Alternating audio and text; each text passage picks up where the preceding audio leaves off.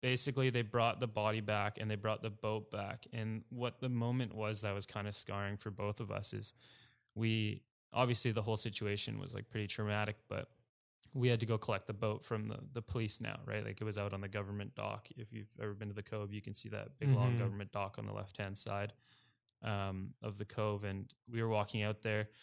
We thought the body was gone, but it was not.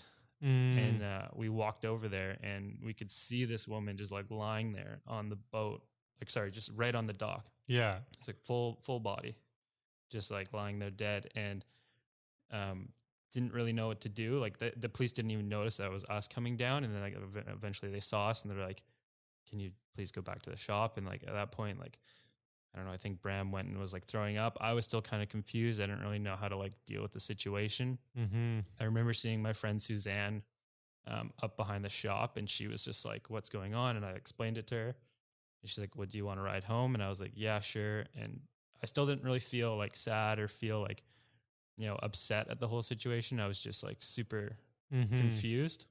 And I think it was that night or maybe the night after, like I didn't tell anyone. I didn't tell my parents, didn't tell my siblings, didn't tell my girlfriend at the time. I was just like, I don't know. I don't really want to talk about it. Yeah. And I think it was that night I went to a party and just got drunk and I was talking to this guy, Jimmy. And for some reason, I don't know why, but like told him everything. And just like immediately started to break down and he was super confused and then went back to my parents' house where I was living at the time and like started to break down, told them, and then ended up talking to the other manager the next day and they're like, do you want therapy? Like, do you want to like time off, blah, blah, blah. And I was like, no. Like, I don't need any of that. And just like, I think for that brief moment, I kind of like opened up a bit and talked about it to that Jimmy guy. But other than that, I just sort of held it in. And then moving forward from that, like every situation that kind of gave me like any sort of like anxiety or stress or anything like that, I didn't accept it. I just kind of, you know, suppressed it, didn't think about it. Yeah,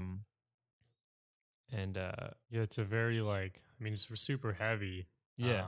And I don't know, it's weird too, like when you don't know the person and stuff too. It's kind of like, I don't know, it's obviously super sad, but also like a lot more confusing too, because like you just really don't know anything. Yeah. And I remember like the next day I went right back to work and actually someone from the family came by from the woman that committed suicide. And they were saying, from the looks of like it was planned. Like this was not like an act in any way that was meant to harm other people. She was ready to go. She had fully planned it out.